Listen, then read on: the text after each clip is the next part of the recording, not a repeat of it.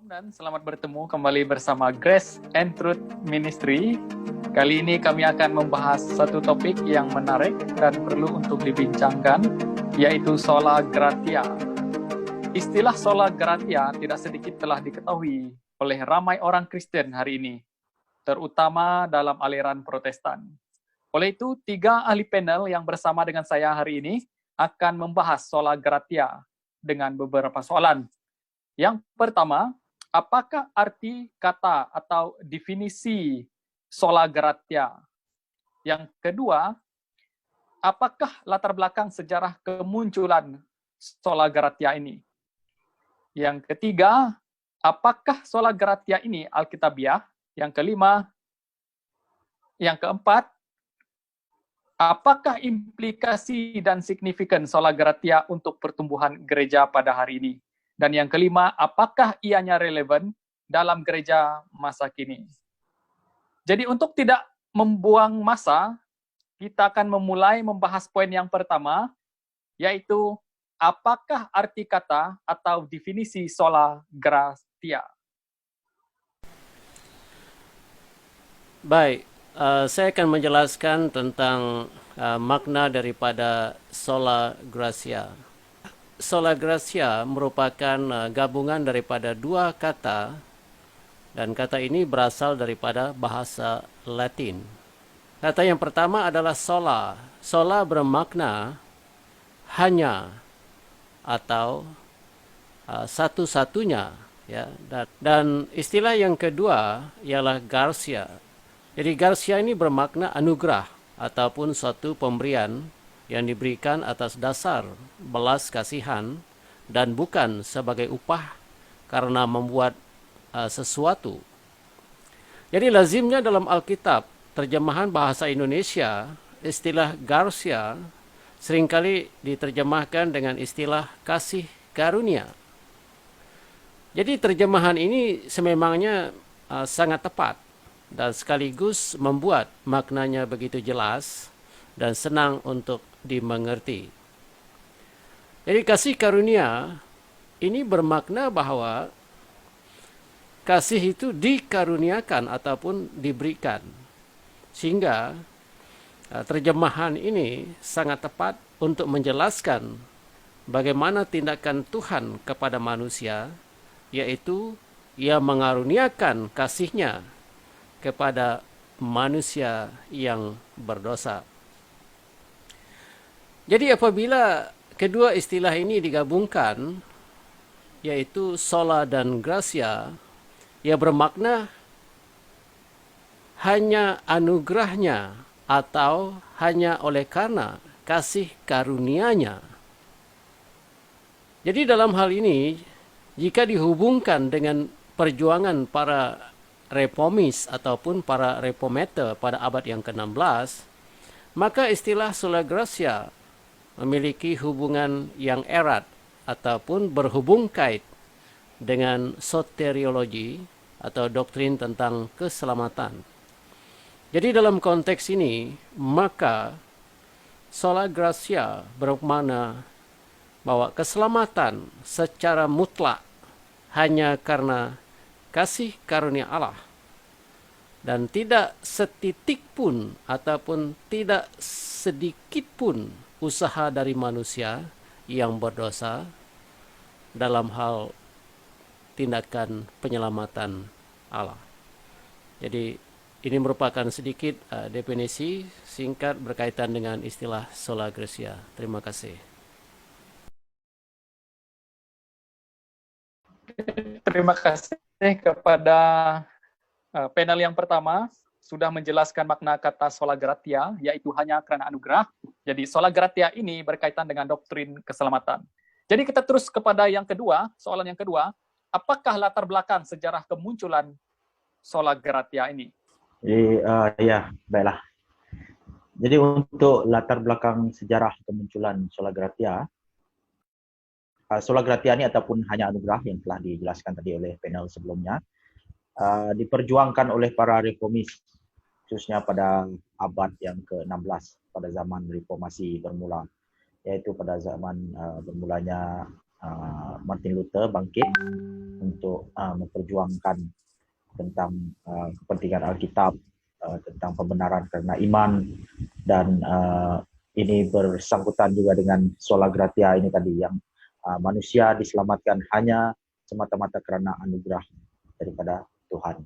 Jadi sola ini muncul bersama-sama dengan sola-sola lain seperti sola fide, yaitu hanya iman, dan juga sola scriptura, yaitu hanya Alkitab.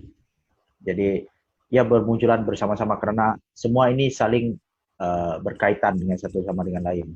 Sola gratia adalah perjuangan dan respon para reformis terhadap ajaran gereja Roma, yang pada waktu itu banyak menekankan bahwa untuk selamat, memperoleh keselamatan, manusia perlu percaya kepada Yesus plus ataupun dan melakukan sakramen, melakukan perbuatan, melakukan amal kebajikan dan sebagainya. Dan gereja begitu mengikat orang-orang Kristen pada waktu itu, jika mereka ingin keselamatan, mereka perlu melakukan ritual-ritual gereja.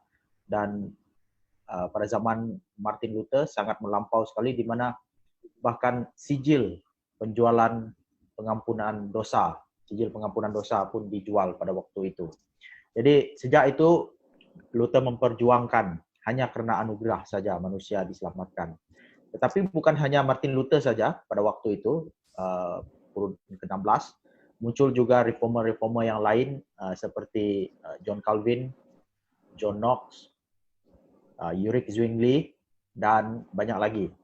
Jadi kesemua ahli-ahli teologi ini sebenarnya mengajarkan hal yang sama. Mereka setuju pada hal yang sama, yang bertentangan dengan ajaran gereja Roma pada waktu tersebut. Jadi kesemua sola tidak ditemui dalam satu penulisan buku, ya, tetapi boleh ditemui melalui tulisan-tulisan mereka secara berasingan. Sehingga abad ke-20 barulah ahli teologi mengumpulkan mengambil daripada tulisan-tulisan mereka dan membentuk, mengambil dan merumuskan bahwa inilah yang para reformer perjuangkan, 5 perkara itu tadi. Jadi khususnya juga sola gratia itu termasuk di dalam 5 sola tersebut. Namun jika dilihat, doktrin tentang hanya anugerah bukanlah sesuatu yang baru atau diciptakan atau ditemui oleh para reformis pada abad ke-16. Ya. Jauh sebelum reformasi juga diajarkan oleh bapak-bapak gereja. Jadi para reformer ini sebenarnya bukan menemukan ataupun mencipta ataupun mengajar sesuatu yang baru, tetapi mereka sebenarnya cuba kembali menelusuri sejarah-sejarah gereja lampau tentang ajaran-ajaran yang benar daripada firman Tuhan. Contohnya saja pada abad yang ke-5 dalam Council of Orange di Italia, mereka mengesahkan tentang doktrin tentang manusia diselamatkan karena anugerah. Ini mereka mengesahkan tentang ajaran daripada bapak gereja yang awal, yaitu Agustin sendiri pada abad yang keempat. Ya. Agustin pernah berkata, saya ingin memetik ya. Agustin pernah berkata begini, manusia tidak diselamatkan oleh perbuatan baik atau karena tekad bebas yang lahir daripada kehendak bebas manusia, tetapi oleh anugerah melalui iman. Lihat bahwa bapak gereja yang terawal pun mengajarkan doktrin yang begitu benar, doktrin ini ya, tentang anugerah.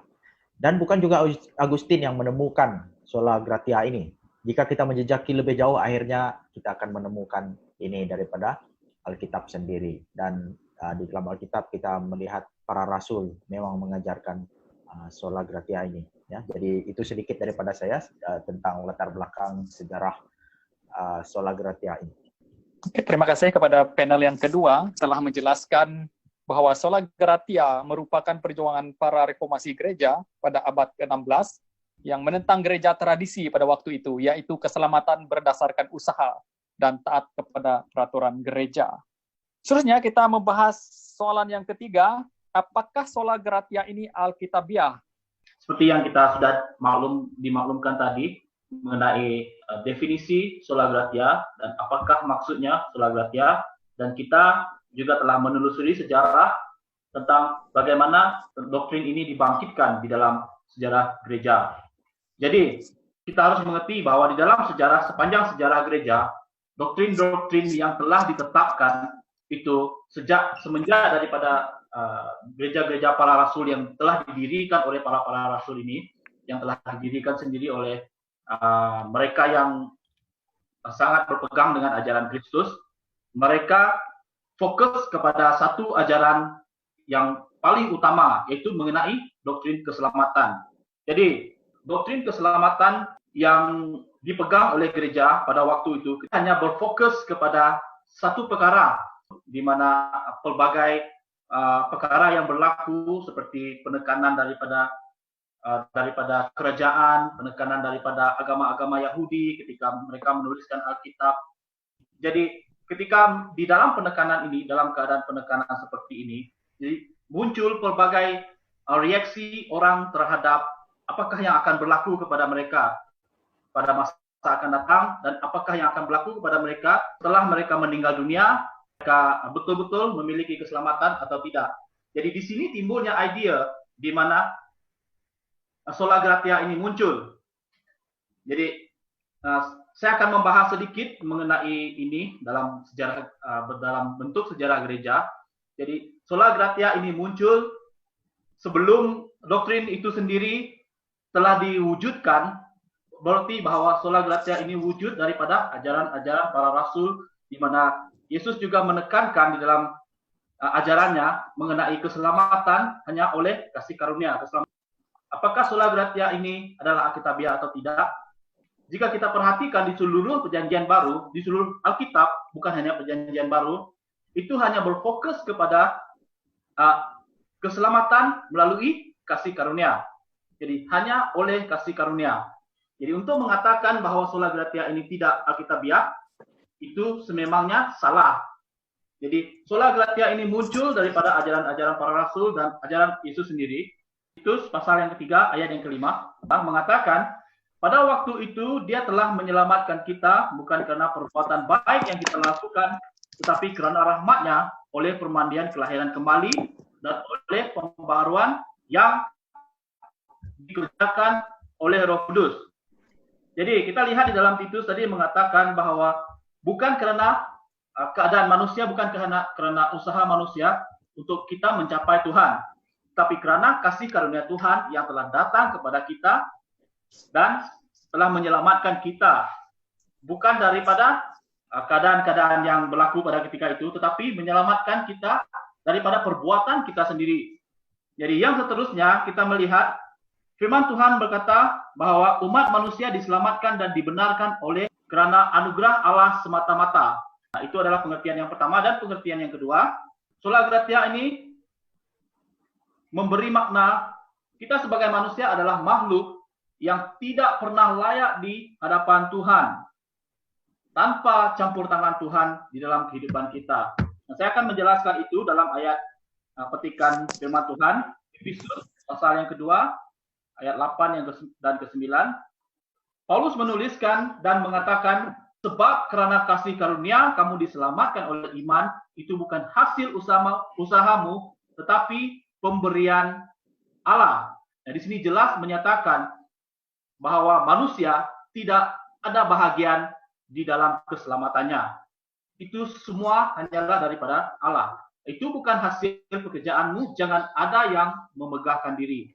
Dan karena kita ini buatan Allah, diciptakan dalam Kristus Yesus untuk melakukan pekerjaan baik yang dipersiapkan Allah sebelumnya, Ia mau supaya kita hidup di dalamnya.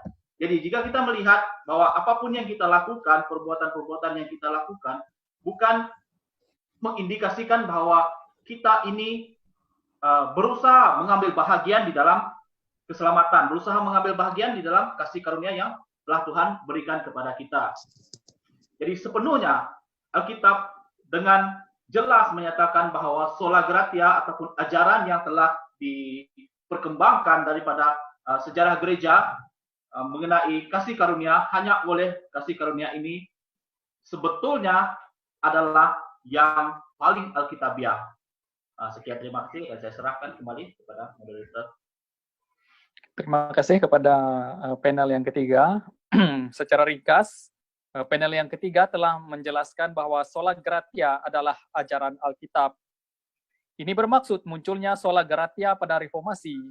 Usaha itu merupakan usaha ingin kembali kepada Alkitab dan bukan membentuk ajaran yang baru. Oke, soalan yang seterusnya yang akan kita lihat, apakah implikasi dan signifikan sola gratia untuk pertumbuhan gereja pada hari ini?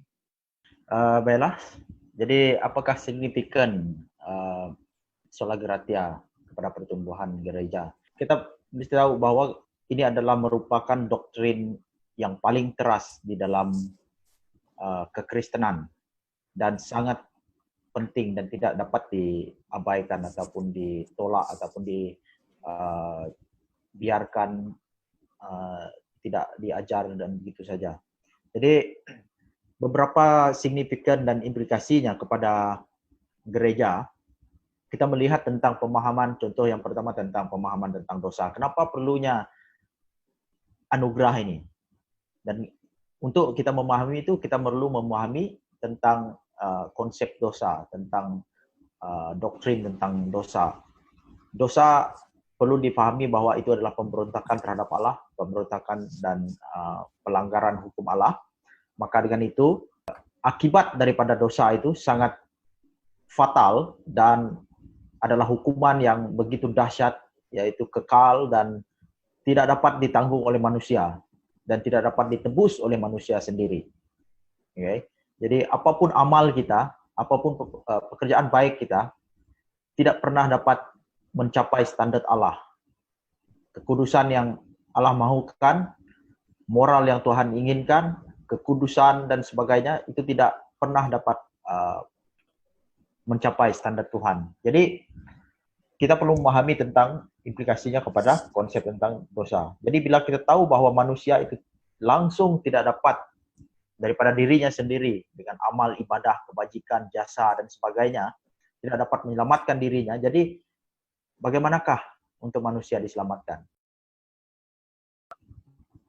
Jadi sola gratia ataupun hanya anugerah ini menjadi sangat signifikan dan menjadi keunikan kekristenan sendiri yang membezakan agama Kristen dengan agama-agama yang ada di dalam dunia yang sekarang ini. Karena semua agama secara dasarnya menekankan tentang perbuatan, tentang jasa, tentang merit, tentang pahala. Semua agama mempunyai konsep yang lebih kurang sama. Tetapi di dalam kekristenan, sola gratia ini menjadi teras, menjadi fondasi bagi orang Kristen, dan inilah dasar keselamatan yang sungguh berbeza dan ini menjadi sangat murni di dalam kekristenan. Karena kita diselamatkan semata-mata karena anugerah. Itu signifikan yang sangat penting. Dan ia memberi implikasi kepada gereja sebagai pembawa kepada kasih karunia ini, sebagai yang memberitakan kasih karunia ini kepada dunia. Jadi sebelum untuk kita memahami itu, kita tahu implikasinya dan signifikannya, bahwa kita perlu memahami yang pertama yang sudah saya katakan tadi tentang dosa, bahwa keseriusan dosa itu akibat yang sangat fatal dan oleh karena itu manusia memerlukan sang juru selamat, yaitu Yesus sendiri sebagai korban penghapus dan yang menanggung segala hukuman dan dosa manusia. Selain itu, kepentingannya juga adalah dan implikasinya adalah kita melihat kembali kepada Alkitab. Ya, karena sola gratia ini hanya kita temukan di dalam Alkitab itu sendiri. Ya, kalau kita menelusuri sejarah gereja sekalipun, sehingga bila gereja sudah mulai mengabaikan Alkitab, mereka mulai mengajarkan sesuatu yang lain, menambahkan sesuatu yang lain, yaitu percaya kepada Yesus dan perkara-perkara lain seperti ritual, ibadah, jasa, kebajikan, dan sebagainya. Dan itu suatu yang bertentangan dengan prinsip sola gratia ini. Bahkan implikasinya kalau kita menganggap sola gratia ini penting, ini juga akan mengubah kepada khutbah di dalam gereja yang kita dengar. di mimbar setiap minggu. Kalau orang yang mengerti tentang anugerah, maka pengajarannya juga akan menekankan tentang betapa bahwa kita ini adalah manusia yang berdosa, manusia yang tidak mampu menyelamatkan diri kita rusak, dan kita begitu terdesak memerlukan kasih karunia ini untuk diselamatkan. Ya, jadi apa yang ada di dalam khotbah-khotbah, kalau orang yang tidak mengerti anugerah sola gratia ini, dia akan memberitakan tentang moral, tentang pahala, kebajikan, dan sebagai jasa, dan sebagainya, pelayanan, dan semua itu adalah dibuat untuk mendapatkan keselamatan. Maka itu adalah satu konsep yang salah. Jadi ini memberi implikasi kepada gereja, kepada khotbah yang kita dengar, dan juga bahkan kehidupan harian kita. Bagaimana kita berhubungan langsung dengan Tuhan. Adakah kita melakukan sesuatu untuk mendapatkan keselamatan, ataupun kita menghidupi kehidupan ini dengan sebagai orang percaya bahwa ya kita diselamatkan semata-mata karena anugerah. Dan kita melakukan semuanya itu lahir daripada anugerah yang Tuhan telah taruhkan di dalam kehidupan kita. Kita memberi karena anugerah Tuhan. Kita mengampuni karena kita pernah merasa diampuni. Kita melakukan segala sesuatu adalah karena berfondasikan kasih karunia Tuhan. Ya. Jadi itu secara singkat daripada saya. Sekian.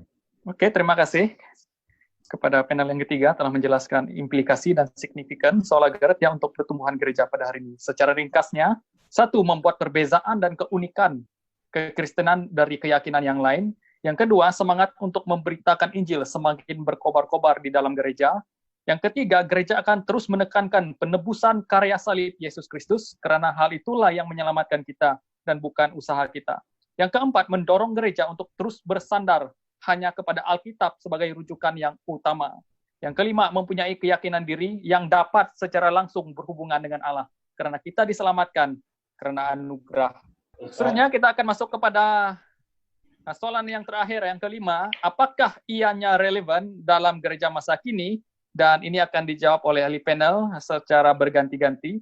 Kita mulai dengan panel yang pertama.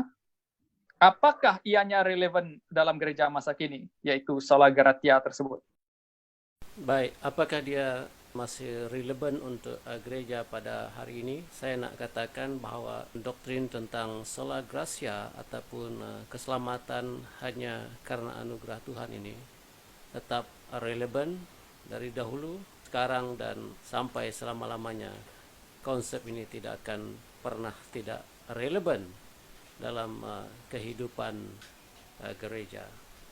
Jadi kalau kita mengatakan bahwa konsep ini sudah tidak relevan lagi dalam gereja, berarti gereja itu sudah tidak meletakkan dasar ataupun asas pengajaran mereka tentang keselamatan pada Alkitab. Nah, Alkitab sangat jelas dan mencatat begitu jelas seperti yang telah dijelaskan oleh beberapa rakan sebentar tadi, bahwa konsep tentang keselamatan hanya karena anugerah Allah itu adalah suatu yang sangat fundamental ataupun suatu yang sangat asas dalam keselamatan.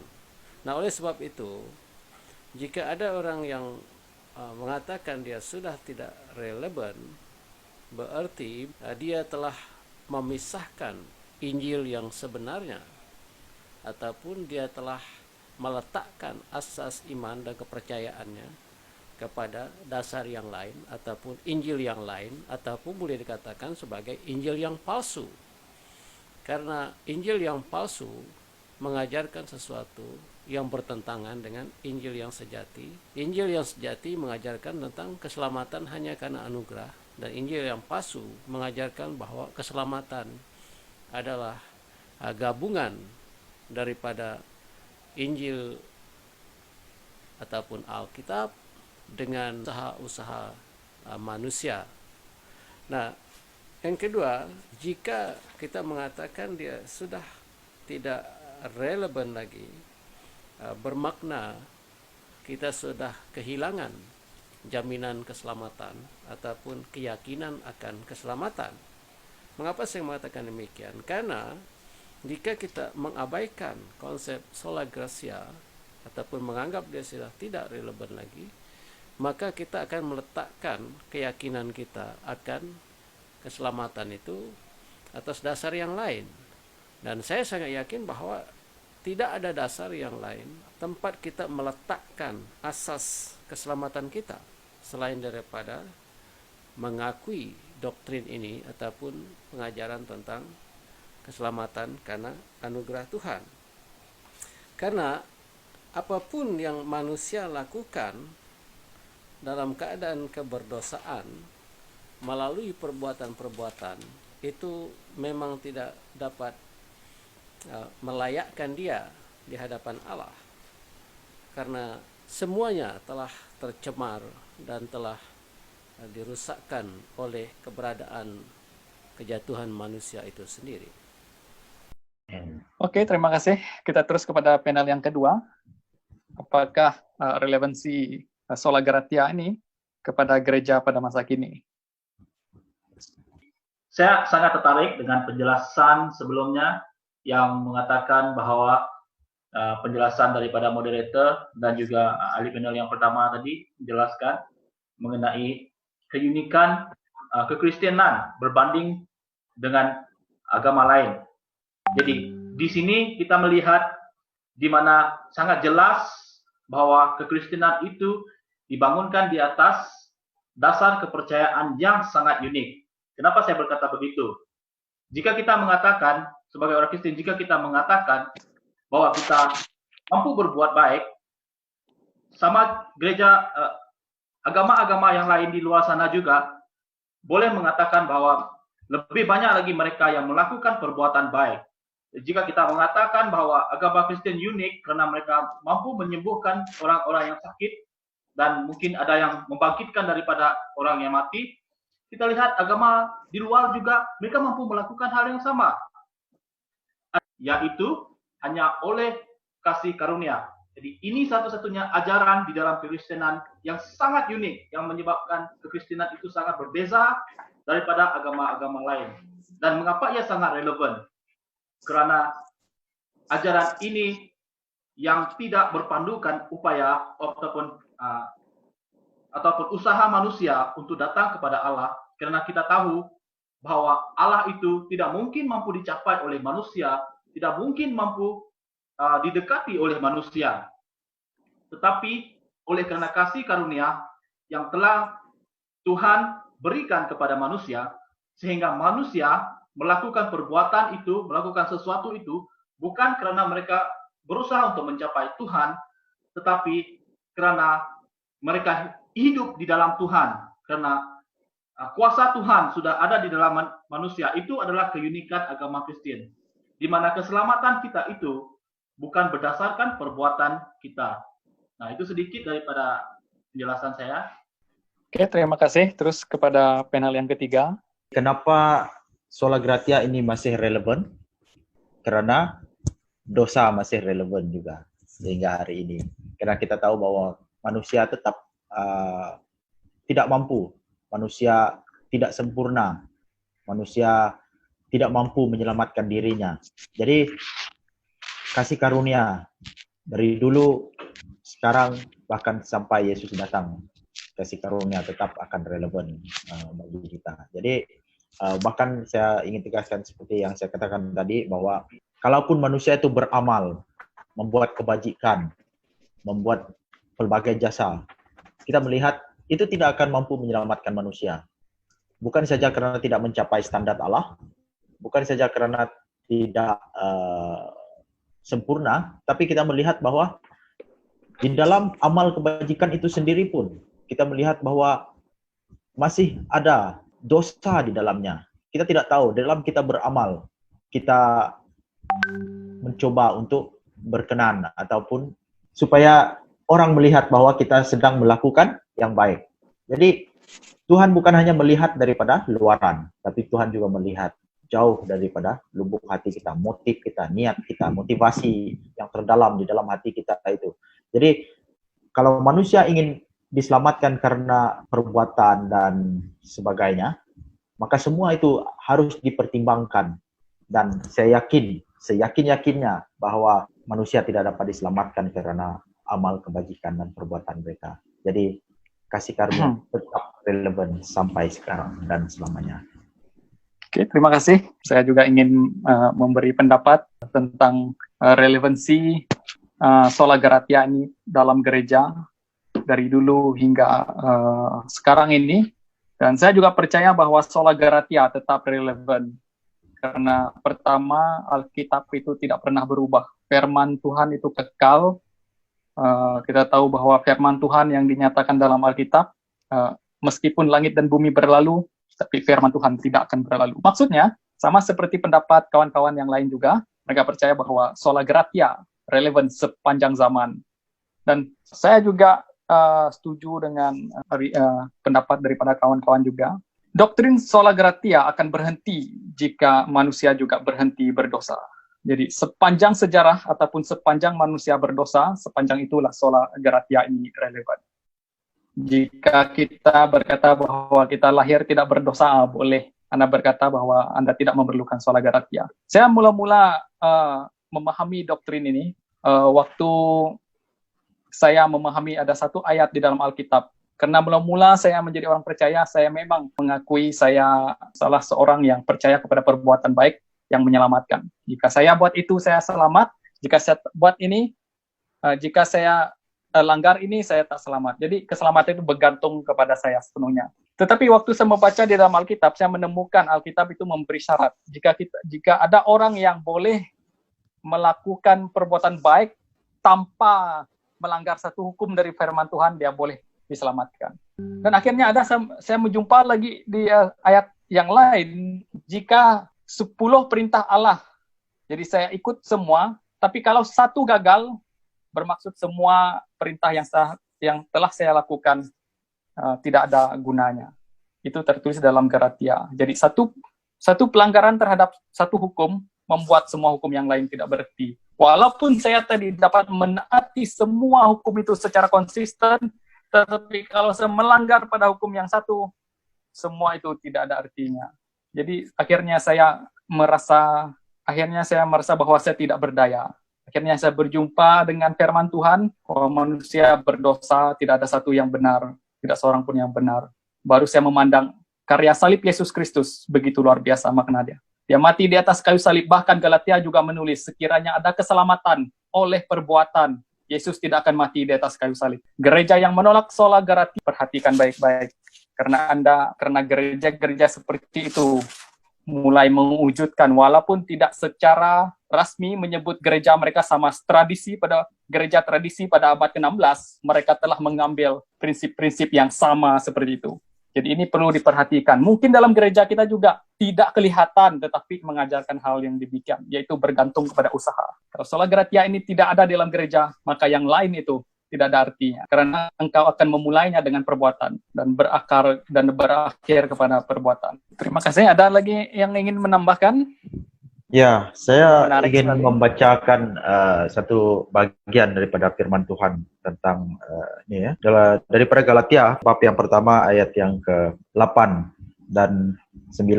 Dikatakan, tetapi sekalipun kami atau seorang malaikat dari sorga yang memberitakan kepadamu suatu Injil yang berbeda dengan Injil yang telah kami beritakan kepadamu, terkutuklah dia. Ayat 9 dia ulangi lagi, seperti yang telah kami katakan dahulu, sekarang ku katakan sekali lagi, jikalau ada orang yang memberitakan kepadamu suatu Injil yang berbeda dengan yang telah kamu terima, terkutuklah dia.